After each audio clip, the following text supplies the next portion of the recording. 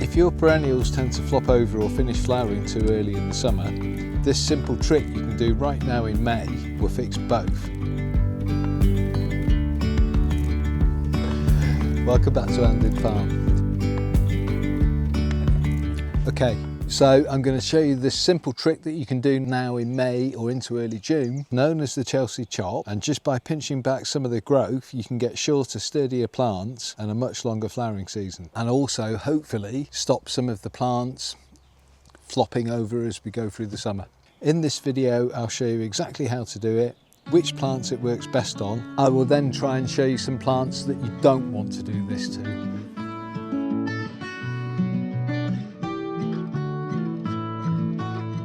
The key thing with this, particularly with some of the taller perennials, is that it's going to provide you with a stockier plant with more flowers, because you're going to get more branching, and the stockier plant is going to be a lot less prone to flopping or drooping or peeling open, which you can get particularly when we've had a hot dry spell at the start of a season.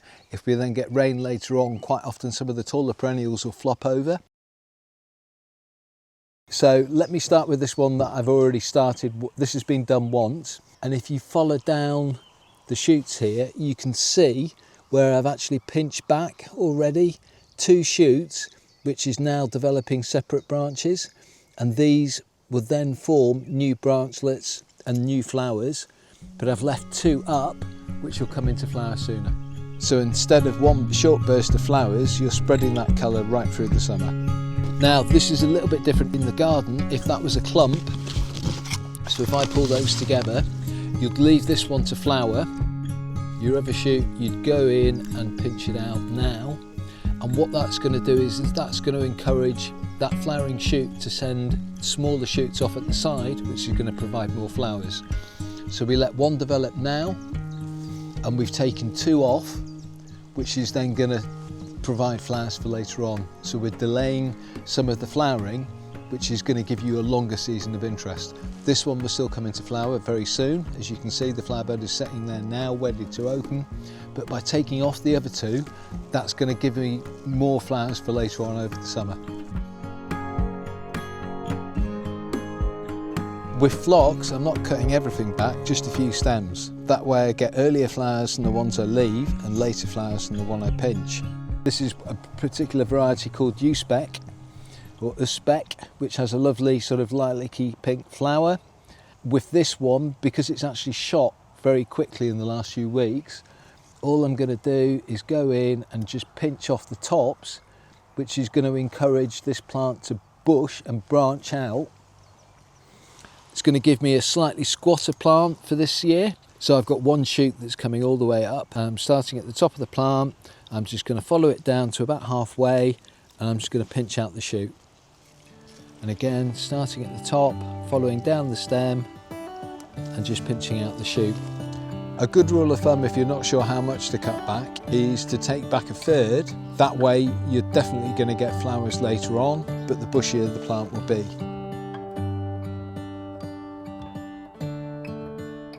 Another example normally would be in flower end of May into June.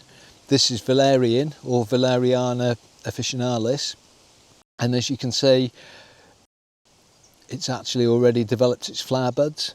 So again, just to set it back a little bit, the tallest stem there, I'm just going to go to and pinch out the top, and again follow down the tallest stem and pinch it out, tallest stem, pinch it out. But I'm going to leave the bottom 2 stems there. So the ones I've just pinched back will then basically branch and produce new flower buds, but the 2 shoots I've left will be in flower in a couple of weeks' time. So, and that's then going to provide lots of food for the bees. Catmint's a little bit different. It can get quite loose and floppy, particularly with the warm weather. So here I'm taking back that longer whippy growth to keep it a little bit more compact. As you can see, this one's already coming into flower now, but I am actually just going to come back down just above a bud and snap it off. I know it feels very, very counterproductive taking flowers off things, but it will prolong the season and it will give me more flowers for longer, which is what it's about. Now this is where it makes a real difference. If you leave plants like this, they'll look great early on, but can run out of steam by midsummer. Because it's been so warm so quickly this year, a lot of perennials which normally wouldn't be coming into flower till July and August time have actually shot up, and they're starting to form flower buds now. So if I leave these to develop their flowers, these will be in flower in June, but it means that by the end of July they'll have finished flowering, and I won't then get my midsummer flowers, which is what I'd love them to do. So what I'm actually going to do with these Monarda is I'm going to pinch them back just above a leaf joint. That's where the new side shoots will then form. Don't worry about being too precise here. Even just pinching the tips will make a noticeable difference. If you look at these ones that I've already done, what this is doing is giving me a much more squat, compact plant. Is then going to be flowering midsummer, which is when I want it to provide the colour. Now this next plant is one that really benefits from doing this, because if you leave it, it'll look great early on, but by midsummer it can start to collapse or open up in the middle. This is where the Chelsea chop makes a huge difference. This is commonly known as ice plant or Sedum spectabler. Because it's suddenly been warm, it's put a lot of soft, lush growth on. What can happen if we leave this to flower as it is at the moment? It will look stunning, but then as soon as we start to get to July and August, the plant tends to open up in the centre, and you end up with a big dead looking section with all the lovely flowers sat in a big pile around the outside. So this time of year now, coming in May towards early June, I can come in and again it does feel counterproductive, but I'm actually just going to pinch back all these shoots, because ideally I'd like this sedum to be in flower in July, August. That's my ideal.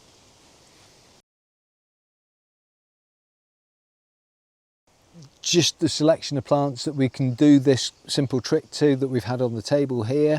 The ones we've looked at: Valerian, Catmint, Monarda or Bergamot, Sedum, Aster, Cirsium, Atropurpureum, Phlox, Paniculata. Any of the Phlox Paniculata you can treat in the same way. So if you wanted to look up and double check what plants you can do that little trick to, then traditionally it's known as the Chelsea chop, because it always tends to be done around the week of Chelsea. If you reference Chelsea chop, it should come up with a list of plants that you can easily do that to. So by no means an exhaustive list of plants, because there are far more that you can do that to. But one of the plants that we wouldn't do that trick to, because if you do, you'll lose your flowers for this year: daylily. So again, I wouldn't be pinching back the shoots on a daylily. And hosta or plantain lily. That will only set one flower spike for the year with both the daylilies and the hosta. So if you were to pinch off the flower spike as it starts to come, you'll lose the flowers for this year. The message here is to check carefully before you start, because certain perennials this trick works really, really well with, but there are certain others that if you pinch them back, you'll lose the flowers for this year. Agapanthus would be another one. You don't want to be pinching back the flower spikes on those flowers, because they will not send new flowers up for this year. Just double check on the RHS website before you start if you're looking to do plants that I haven't mentioned today. So that's the Chelsea chop, a really simple technique, but it makes a big difference. By doing this now, you'll get stronger, more compact plants and flowers that last much longer into the summer. Hopefully you found that useful. If you did, then please hit the like button and let us know. If you'd like to subscribe, we're trying to get these videos out, if we can, every couple of weeks now, which hopefully will provide a bit of information and let people see what we've been up to. Thank you for watching. This is an aster. This is one called Beth Chatto. Traditionally, this would be in flower in July, August. So I just want to knock it back a little bit, which is going to give me a bushier plant for later on and produce more flowers.